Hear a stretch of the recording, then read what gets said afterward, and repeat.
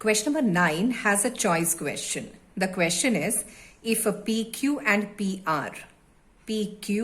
PR are two tangents to the circle with center O. So PQ and PR are tangents to the circle whose center is O. If QPR is 46, we are supposed to find QOR. QOR is this angle. The other side will be reflex. So we have to find which angle. There I placed a question mark. Now see, OQ is radius, PQ is a tangent. So radius and tangent at point of contact is 90. Similarly, OR is a radius and PR is a tangent. So radius and tangent at point of contact are perpendicular based on the first theorem of circles. So now we have OQPR is a quadrilateral. So where we can apply angle sum property. And when we apply angle sum property, sum of 4 angles should be 360.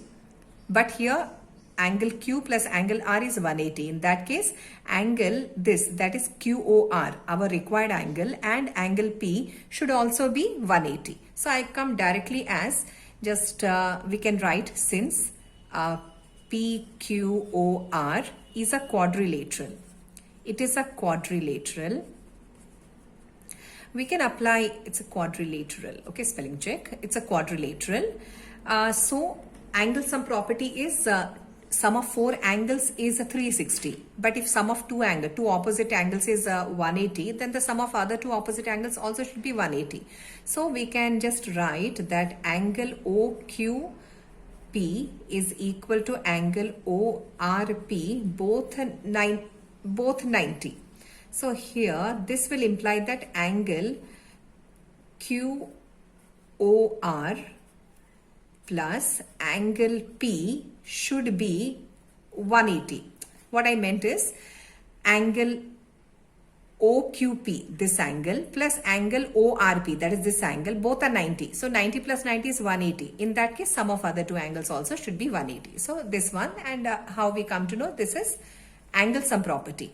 It is angle sum property of a quadrilateral,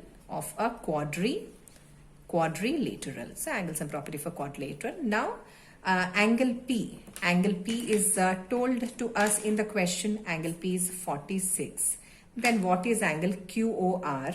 So angle QOR is 180 minus 46 in degrees. So here the difference is 134, and this is the solution.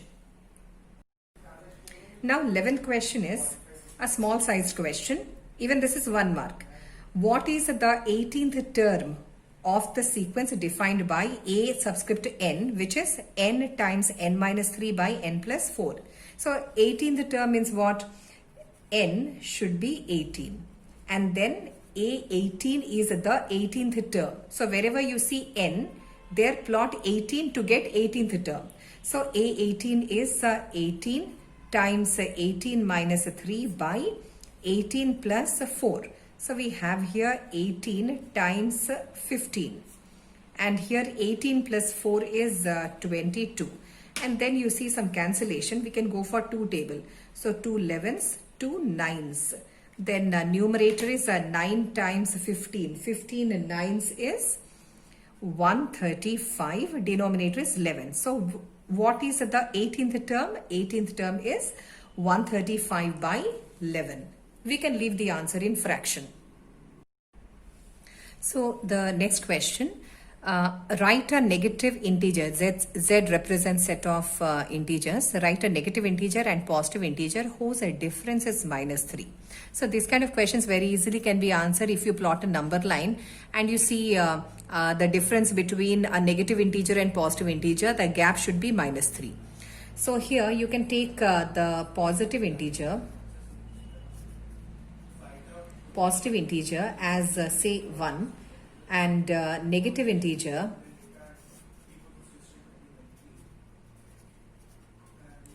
so their difference should be minus 3. So positive integer you can take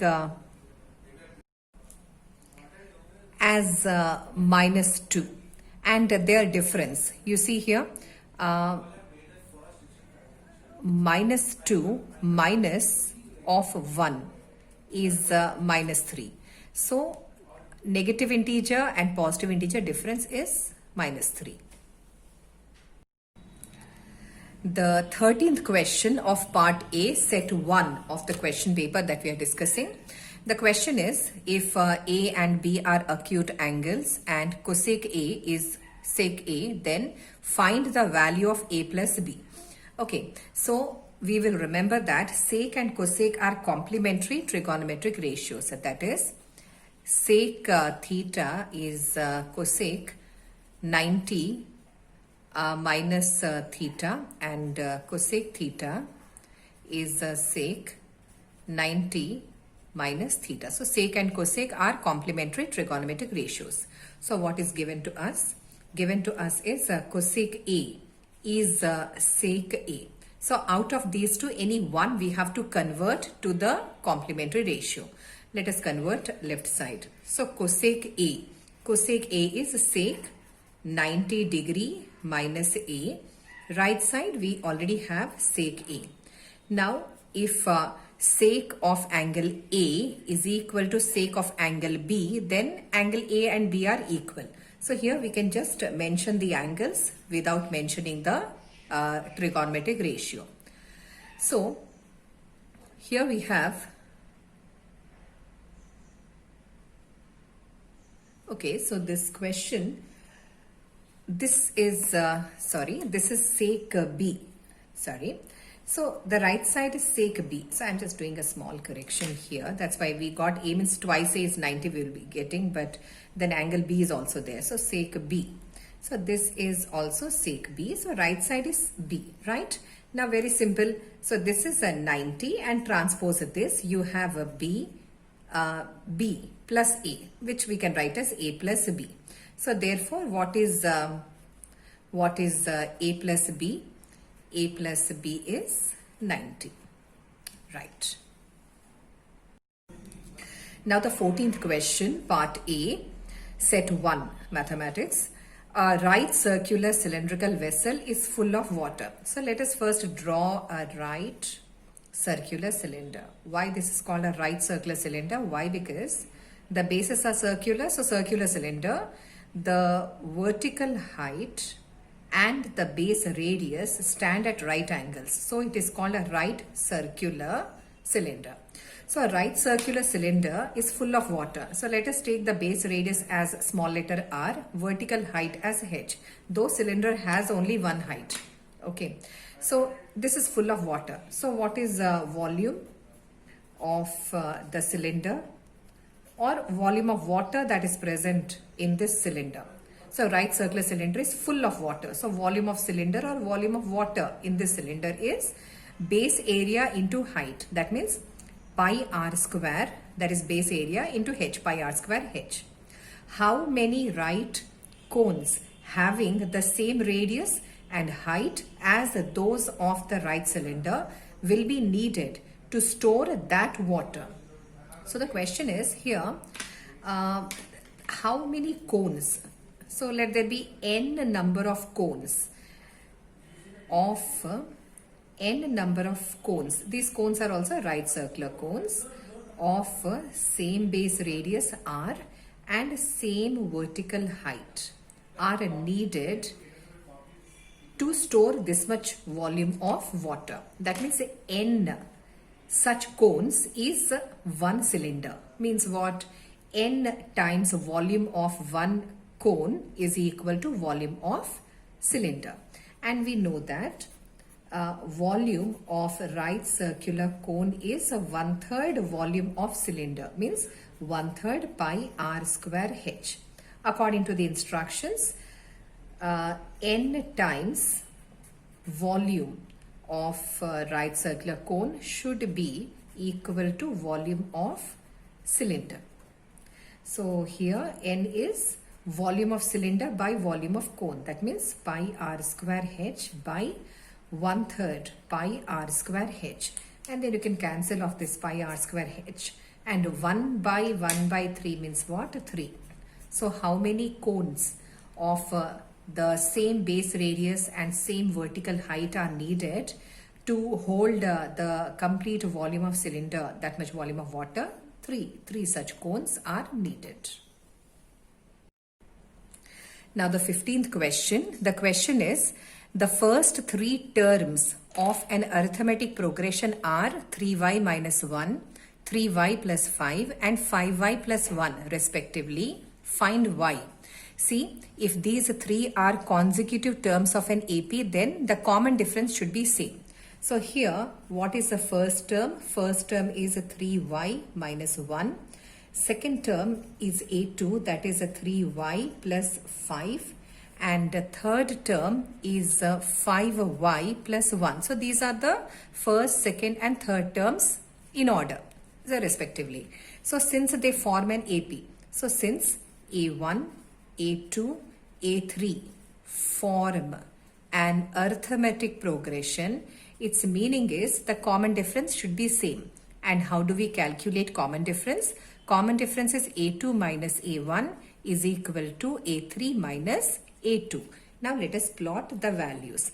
A2 is a 3y plus 5 minus A1. But in front of A1 negative symbol is there and A1 is having two terms. So let's have a bracket 3y minus 1. Right side A3 is a 5y minus 1 minus A2. And A2 again has two terms, so we have to have a bracket, or directly if you can write, change the symbol and write. So this is what? 3y plus 5 minus 3y plus 1. The other side, 5y minus 1 minus 3y minus 5. See, for like terms, if anything cancels, yes, 3y minus 3y, same number, same symbol, they will cancel. Now put all the terms in order. I'll put, because we have to find y, I'll put like terms together. So here we have 5y. So I'll write 5y and transpose this 3y to the other side. Left side we have 5 plus 1, 6. And right side we have minus 1, minus 5. Minus 6 goes to the left side, or on transposing becomes plus 6. So here plus 6. So here we have 12. The other side we have 2y. And y is what? 12 by 2. 12 by 2 is 6. So y is 6. Now the 16th question. The question is, 14 defective bulbs are accidentally mixed up with 98 good ones. Means 14 defective bulbs are mixed with 98 good bulbs. It is not possible to just look at a bulb and tell whether it is defective or not. If one bulb is taken out at random from this lot, determine the probability that the bulb is taken out. The bulb that is taken out is a good one. Very simple. First, let us have the total number of bulbs in the lot from where the pickup is done. So there are 14 defective and there are 98 good ones. And when we add this, we will get 112. So we have to find the probability that the bulb taken out is a good one. So number of good bulbs is 98. Therefore, the probability of picking up a good bulb is number of good bulbs by the total number of bulbs. This we have to bring to standard form. So we are not supposed to leave the answer like this. So let's go for two tables. So this comes out to be 49 and this comes out to be 56. And now we can go for 7 tables, 7 and this is 8. So 7 by 8 is the probability of getting a good bulb.